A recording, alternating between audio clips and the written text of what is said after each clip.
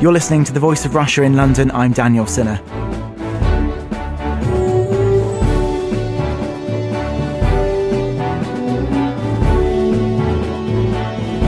Is it time to put away the pens and paper and give all pupils and teachers their own iPad? Well, one secondary school in Bolton in Lancashire is doing just that. The Essa Academy is the first school in the UK to roll out the Apple devices, including iPads, iPods and MacBooks. Pupils take tests on their iPads with results sent to the teacher's tablet for marking. And some marks are given instantly, for example when multiple choice tests are set, cutting down the teacher's workload. And the Headteacher of Essa Academy say they've also reduced their annual photocopying bill from £80,000 to just £15,000. Well, joining me for today's discussion is Ann Thunhurst from Jisc Advance, an organisation helping to improve performance and efficiency in schools through the use of technology. David Weston is the Chief Executive of the charity, the Teacher Development Trust. Peter Rudd is a Reader in Education at the Institute for Effective Education. And joining us on the phone is Chris Williams, a primary school teacher. We'll begin with you, Ann Thunhurst from Jisc Advance. Is this just a natural progression onto iPads? If the UK is to maintain its position as a world leader, then yes, I do think there does need to be a progression from old technology, traditional technology, to newer technologies. But I don't necessarily think that then makes traditional technologies redundant.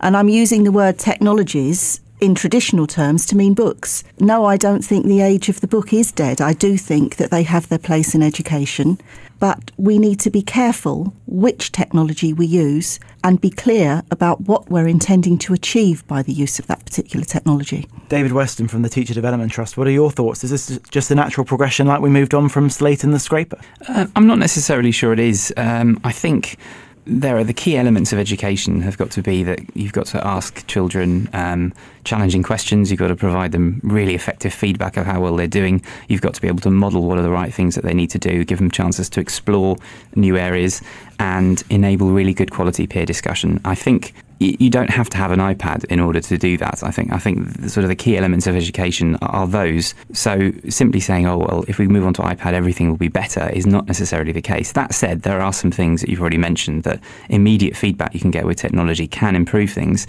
At the same time, if you're restricting it to multiple choice questions or restricting it to assessments that can be carried out on a tablet, you are sort of restricting the information that students can provide to teachers. So I think there are pros and cons. Peter Rudd from the Institute for Effective Education. Well, I think it is progress in the sense that if you can move towards one-to-one pupils with iPads, that's a good thing. But on the other hand, you certainly can't just drop the technology into a school and expect it to work. You need to let the learning lead the technology and not the other way around. So I'd like to know if the school is evaluating this properly and seeing how it works. Chris Williams, you're a primary school teacher. What are your thoughts? I'm in agreement with the other members of the panel. I'm in a fortunate position that I've been involved for almost 2 years with a one-to-one rollout of iPads and iPods in a primary classroom. We put a lot of thought into what we wanted to achieve from it and what we expected the children to be able to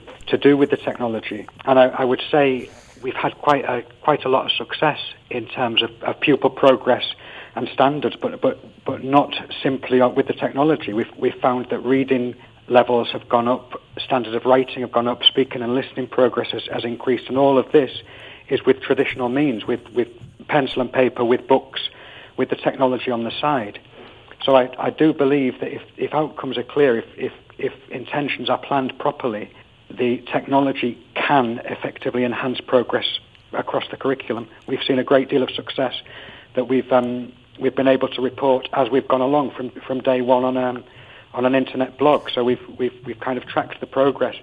The school itself monitors the levels of the children to evaluate the effectiveness of the program that we've introduced. Everything is moving in the right direction. Before we started, our children were below average expectations in all subjects, and a year on, that's changed. They're performing above average across the board. So it's been hard work to implement, but I think with foresight, it can be extremely successful. David Weston, you just heard some great feedback there from Chris Williams about how this has created such progress, and you've seen it reflected in results as well. Yeah, I mean, that's fantastic to hear, that school has made some real progress. I guess I'd like to just play devil's advocate a little bit, really, and say that if you're going to be spending tens of thousands, potentially hundreds of thousands on iPads or any other technology in schools, then I wonder if schools generally know if they're going to do this. Might there have been another way they could have spent the money and get similar effects? Now, my suspicion is that in Chris's school, one of the things that's been really effective is teachers have been sitting down together and having conversations about what is making learning happen, and they're using the technology to find out where are the problems in the learning, how can teachers work together to make things better. I'm not necessarily sure you always need technology to do that. That might have been the catalyst in this case, but there's some fantastic research out at the minute by the Education Endowment Foundation, and they've got a research toolkit that suggests that actually one of the best things you can do is simply get teachers to talk to each other about giving better feedback, as in, child says, this is my answer, and actually by giving feedback that specifically explains what was the problem with their answer and how they can move on, actually that's a really cheap and simple way you can massively improve things. So I think we can get carried away and say, spend some money, let's get some technology. It's not always the best thing to do. And that's not to, view negatively anything that Chris has been doing, because I suspect that a lot of that good work has been happening at the same time. Well, let's bring in Ann Thunhurst from Jisc Advance. Is this really a great way to help schools at a time when they're being told to cut back their budgets during a recession? I think there are two very important points that have just come out of the discussion to date. Firstly, Chris's point about the introduction of iPads, and alongside the introduction of iPads, they were very clear about what they wanted to achieve. And the evidence is showing us that the organisations who are simply going out buying tranches of iPads or tranches of any devices without having a clear strategy and being absolutely clear with the staff and the learners about why they're buying them, what they want to achieve, and how they're going to measure the impact of the use of that device. To a certain extent, why bother to use technology? They may have a slight improvement they may improve learning to a degree, but they certainly won't be used to their optimum capacity. But the second point that I'd like to raise is I don't understand why, unless it's the cool factor, iPads and iPods are being singled out. I think we should be looking more widely, and I think that we should be looking at the learning and the pedagogies that we want to occur within our schools and within the whole of the education sector. It's not just schools. But do you accept that these tablet devices, whether they are iPads, whether they're from Samsung, they are effective and they are the best way forward? There's been concerns raised by David about whether the effectiveness that we've heard from Chris is that it's just because teachers are sitting around together as a result of having the iPads. To answer the question directly, the best way forward, not necessarily. I go back to my original point. The organisation needs to be clear about what they want to achieve, but certainly there are significant benefits in significant benefits in the use of technology, and the research from the University of Hull that was commissioned by Scotland Schools is quite clear about the use of iPads and the improvements that the use of iPads have made within schools across Scotland per se. Well, I think now's a good time to pick up on that research from Hull, because they did find there's greater motivation, there's greater engagement. Let's go to Peter Rudd from the Institute for Effective Education. We've heard such great things out of that research. What are your thoughts about picking up from that? That's undoubtedly a very good piece of research, but if you look at research on ICT in general, I only know of one or two studies which find a proven link between technologies and improved attainment. So it's very difficult to prove that it's a causal factor in improving attainment of children. Having said that, it does have an effect. There's some studies that have given it an effect size of 0.25, I believe. So what that means in common language is it does have some effect.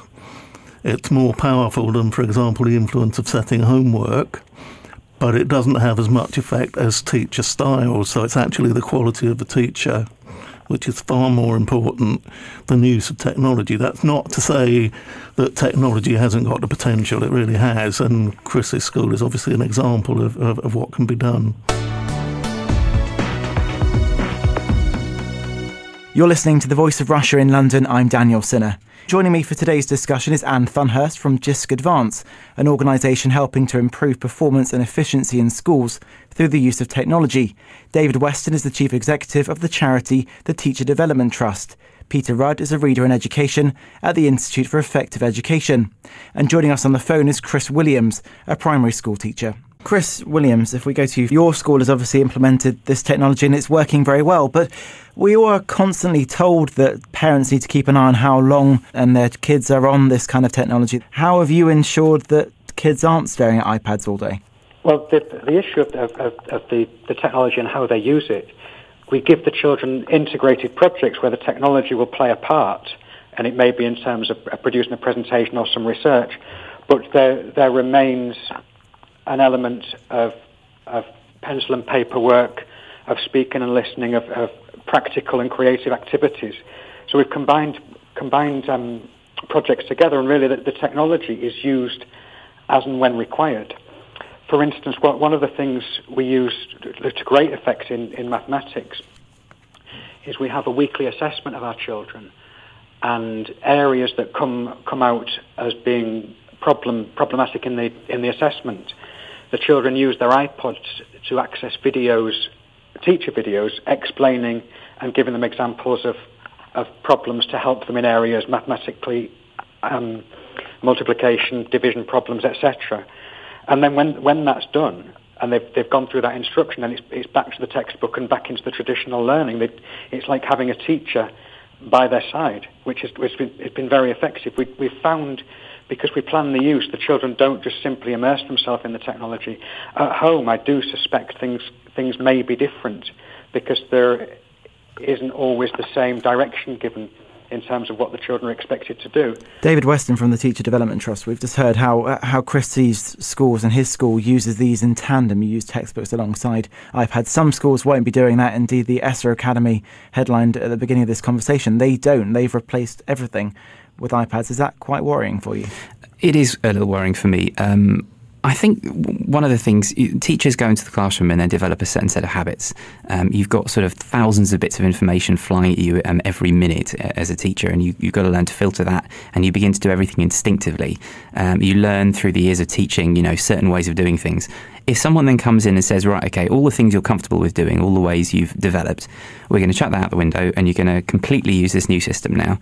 I think there's inevitably going to be a drop in teaching quality there, because teachers won't have that instinct to know how to respond to things. They won't be looking for those telltale signs so easily. They won't be so comfortable yet with picking up the data in the way that they might do just visually. Do you see a health problem as well, not only from staring at a screen, but also the lack of interpersonal skills?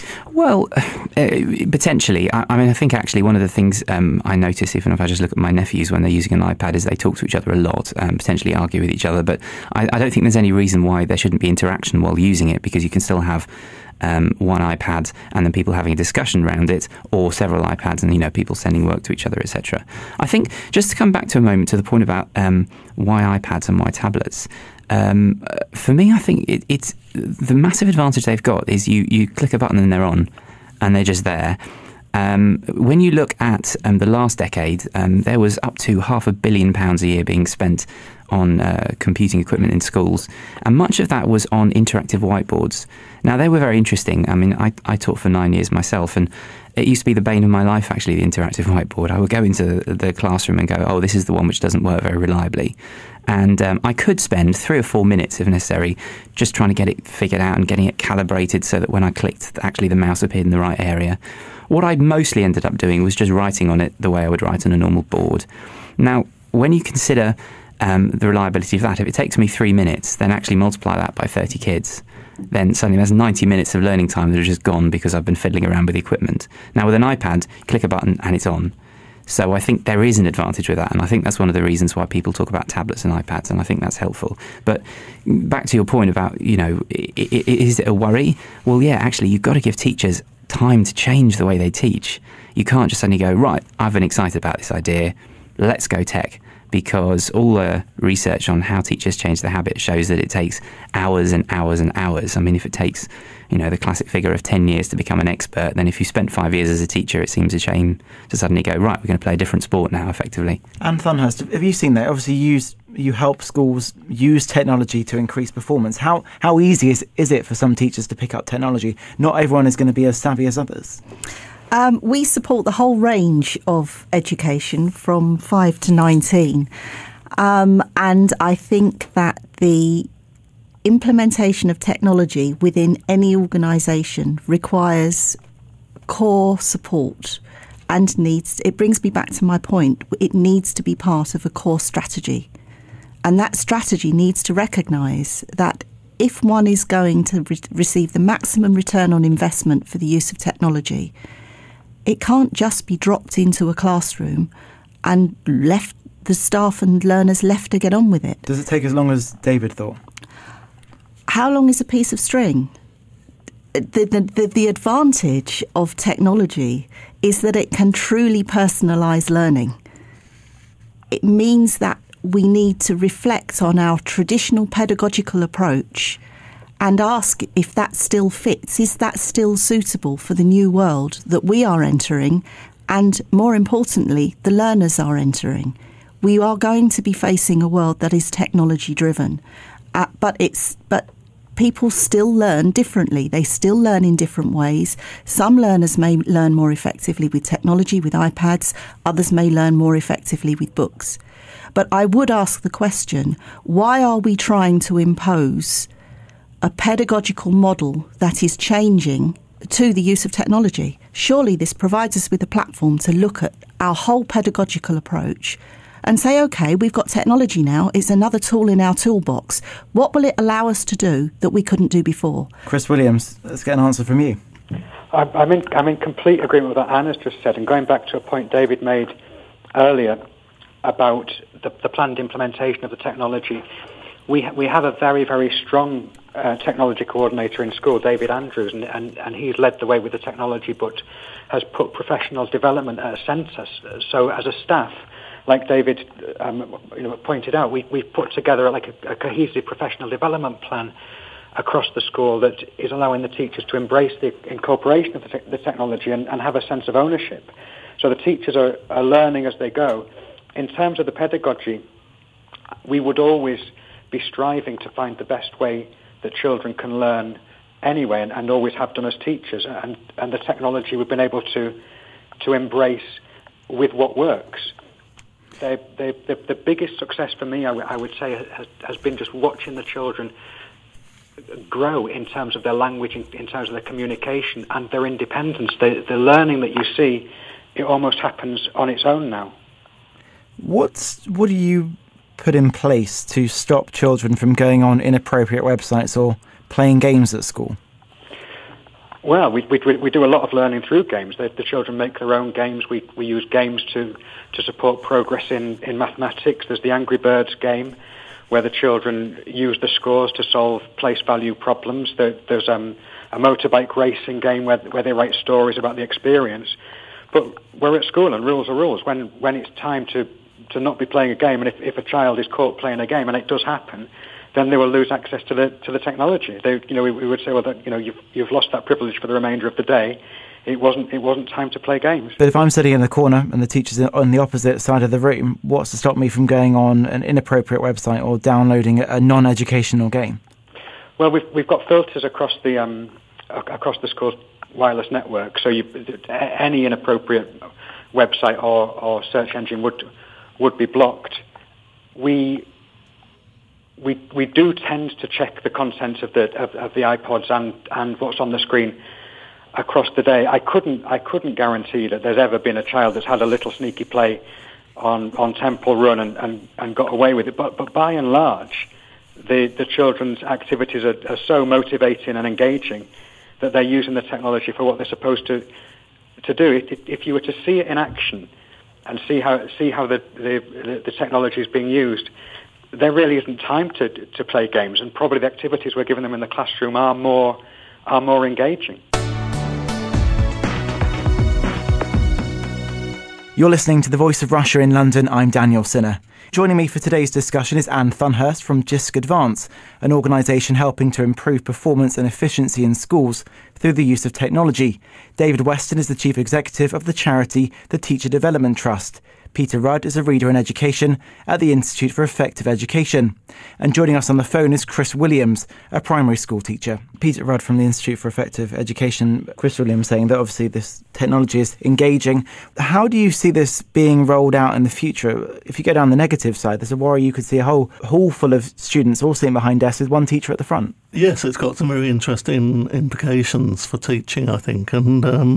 But I think it comes back to the point that has been made previously that the best forms of learning are blended learning, so that you've got some use of technologies and some other teaching techniques, teaching and learning techniques. So I think you need that combination, and therefore you'll always need a teacher. You can't just completely independently leave a pupil, at least a young pupil, with an iPad, want to become more independent. A secondary school, surely you could just have, if you're doing a multiple choice exam, or if you're just lecturing from the front of the hall.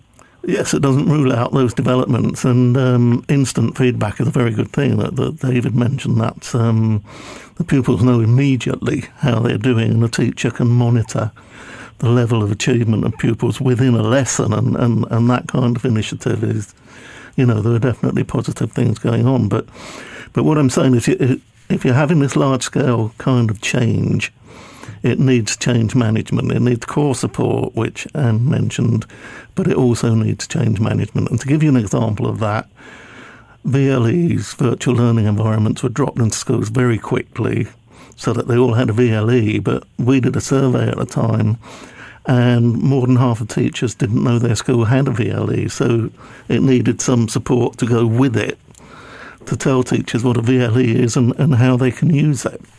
David Weston from the Teacher Development Trust. We look at this from an outsider and we think, we're going to drop in a load of iPads, iPods and MacBooks and everything. It's going to change. But how difficult is it from inside of school to kind of embrace this technology?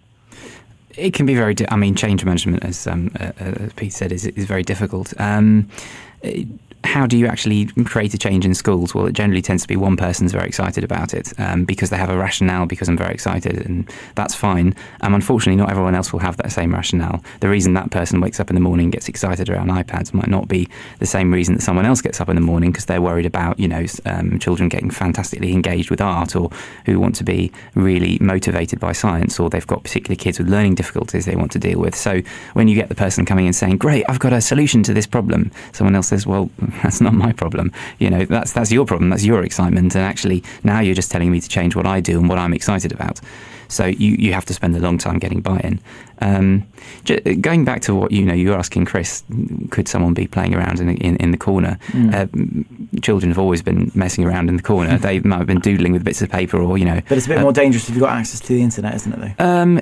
Yes, I suppose it could be dangerous if you've got issues with content. But at the same time, you could say, well, whereas when I was a kid and doodling in a corner, actually I was completely switched off and blanked out, or maybe drawing a stick man. Whereas actually now I might be looking up something interesting, vaguely related, or I might be going on, zooming through Wikipedia. So it could be dangerous, it could be good.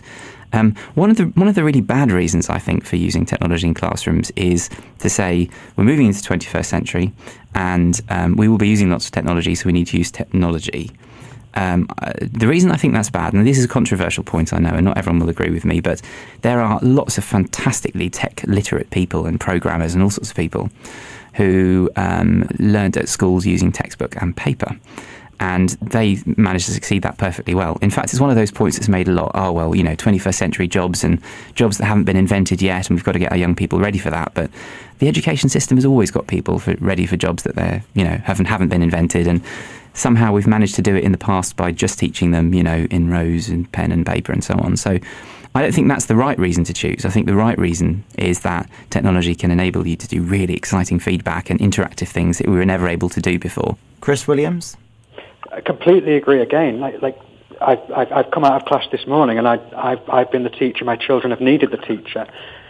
the level of independence is considerably higher, and we talk as colleagues here that we've become the guide on the side, if you like. We're able to work with groups, or we're able to help children with just that little bit of extra direction. Do you find that they are more engaged for independent learning? Do they find that more attractive now? Completely. If I give you an example of how we teach science currently, we give the children the objectives that they need to know. We've taught them the investigation skills, and it might be light. These are the things you need to know to achieve level 4, level 5 light. They go away on their own, and it's their task to demonstrate their understanding. So they sometimes come back with songs, with oral presentations, with books they've made on the iPad, with movies, with comic strip, which is all given back to others in terms of a presentation which they can receive feedback on.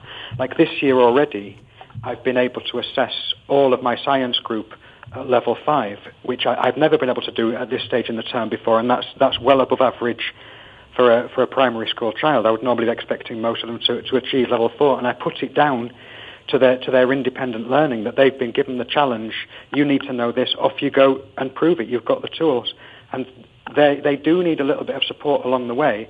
But the independence really seems to raise the bar in terms of what they can achieve. Well, the only person not nodding at the moment is David Weston. I do agree, actually, that you can use this technology to assess people and move them on. I think in Chris's case, it's obviously worked really well, but it's just like I guess it's difficult because I still don't think there's necessarily evidence that it is because of the technology that's there. That's leading to the improved results. Peter Rudd.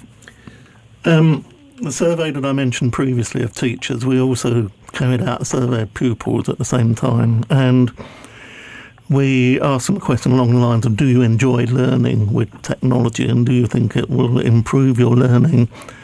And around 70% said yes, and around 10% weren't sure, but that left 20% who expressed some negative view, and around 20% also said we use technology too much.